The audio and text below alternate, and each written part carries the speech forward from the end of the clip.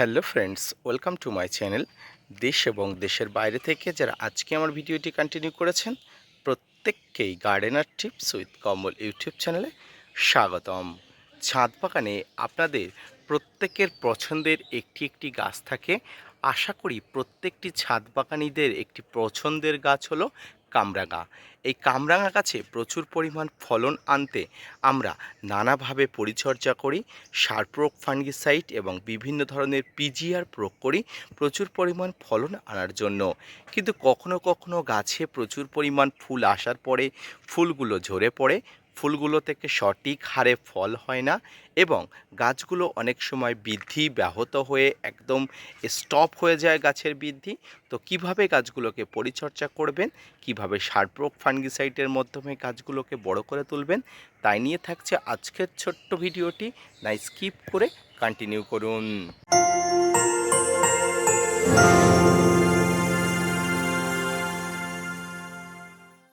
সম্মানীয় দর্শক, প্রথমেই বলে রাখি, আমার ছাদ বাগানে যে গাছটি দেখতে পাচ্ছেন এটি হলো একটি মিষ্টি কামরাঙা গাছ। গাছটির বয়স 2 বছর হলেও মাঝে গাছটি কিন্তু এক মরণাপন্ন রোগে আক্রান্ত হয়েছিল, যার কারণে ভেবেছিলাম গাছটিকে হয়তো আর বাঁচাতে পারবো না। সেই রোগে গাছের কিছু ডাল কিন্তু নষ্ট হয়ে যায়, গাছের কিন্তু বৃদ্ধি অনেকটা ব্যাহত হয়ে গিয়েছিল, গাছ কিন্তু অনেক বৃদ্ধি কিন্তু কমে গিয়েছিল। কিন্তু নানাভাবে পরিচর্যা করার মধ্য দিয়ে গাছটিকে আমি বাঁচাতে সক্ষম হয়েছি। বর্তমানে গাছটিতে আবার ফুলে ফুলে ভরে উঠেছে। তো আপনারা যারা ছাদ বাগানি আছেন, আপনারা জানেন এই সময়টায় এই আমলকি গাছে প্রচুর পরিমাণ, ক্ষমা করবেন, কামরাঙা গাছে প্রচুর পরিমাণ কিন্তু ফুল আসে। এই কামরাঙা গাছে প্রচুর পরিমাণ ফুল আসার আগে থেকে আপনাকে কিছু বেসিক পরিচর্যা করতে হয়। আর এই বেসিক পরিচর্যার মধ্যে প্রথম পরিচর্যা হলো গাছে সঠিক সময়ে সঠিকভাবে খাবার প্রদান করতে হয়। এই খাবার প্রদান করার মাধ্যমে গাছ দেহের মধ্যে শক্তি সামর্থ্য রেখে গাছ কিন্তু সঠিক সময়ে ফুল আনে। তবে এক্ষেত্রে একটা কথা বলতে হয়, গাছে কিন্তু ফুল আনতে গেলে মিনিমাম 2 বছর বয়স হতে হয় এবং এই 2 বছরের আগে গাছে ফুল ফল আসলেও কিন্তু ফুল ফল ফেলে দেওয়া উচিত, অর্থাৎ ভেঙে দেওয়া উচিত। এর কারণে গাছে কিন্তু নানা ধরনের সমস্যা হতে পারে, গাছের উপরে এক্সট্রা চাপ পড়তে পারে। তাই কিন্তু অবশ্যই 2 বছরের আগে গাছে কোনোভাবেই ফুল বা ফল নেওয়া উচিত নয়। 2 বছরের পরে গাছে ফুল ফল আসলে আপনারা প্রথমে যেটা করবেন, ফুল ফুটে যাওয়ার আগে, অর্থাৎ যে সমস্ত ফুল ফুটেনি সেই সমস্ত পর্যায়ের সময় আপনারা অবশ্যই একটা ভালো মানের ফাঙ্গিসাইড এবং একটি মাইক্রোনিউট্রিয়েন্ট প্রয়োগ করবেন। ফাঙ্গিসাইডের মধ্যে আপনি সাপ, স্প্রিং, অ্যান্ট্রাকল এই ধরনের ফাঙ্গিসাইডগুলো প্রয়োগ করবেন। উচ্চমাত্রায় কোনো ফাঙ্গিসাইড প্রয়োগ করবেন না। এছাড়া মাইক্রোনিউট্রিয়েন্টের মধ্যে আপনারা বোরন প্রয়োগ করতে পারেন, অ্যান্ট্রাকল প্রয়োগ করতে পারেন। আপনারা মাইক্রোনিউট্রিয়েন্ট বোরন প্রয়োগ করলে অ্যান্ট্রাকল প্রয়োগ করবেন না, অ্যান্ট্রাকল প্রয়োগ করলে প্রয়োগ করবেন না। প্রতি লিটার জলে বোরন 1 থেকে 1.5 গ্রাম বা অ্যান্ট্রাকল যদি প্রয়োগ করেন 1 থেকে 2 গ্রাম আপনারা নিয়ে সপ্তাহে একবার করে এই ধরনের ফুল আসা গাছে কিন্তু আপনারা স্প্রে করবেন।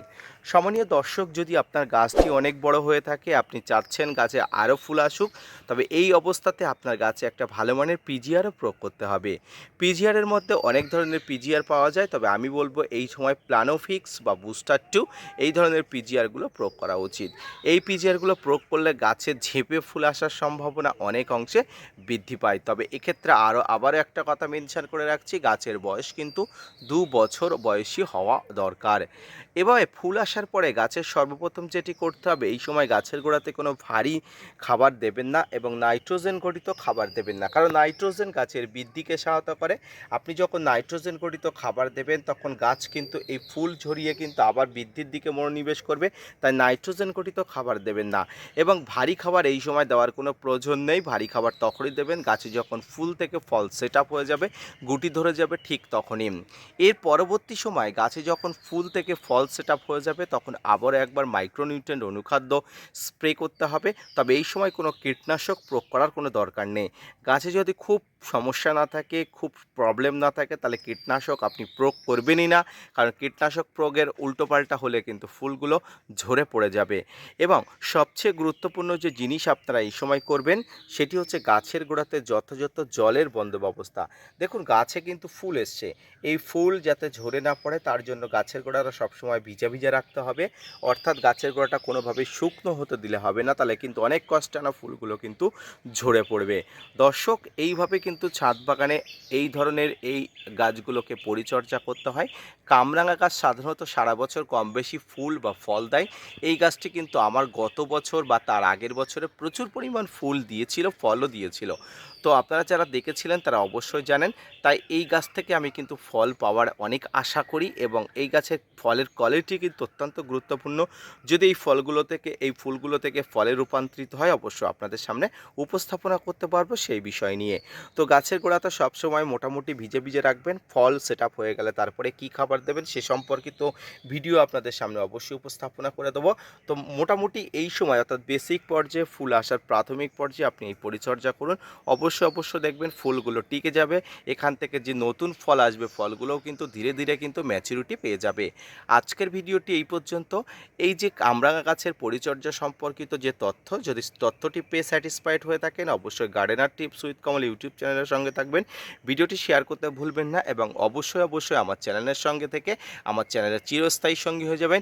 এর থেকে আপনি অনেক উপকৃত তথ্য পাবেন। প্রতিদিন নানা তথ্যমূলক ভিডিও আপনাদের সামনে উপস্থাপনা করি, তাই চ্যানেলের সঙ্গে থেকে অবশ্যই উপকৃত হবেন। ধন্যবাদ।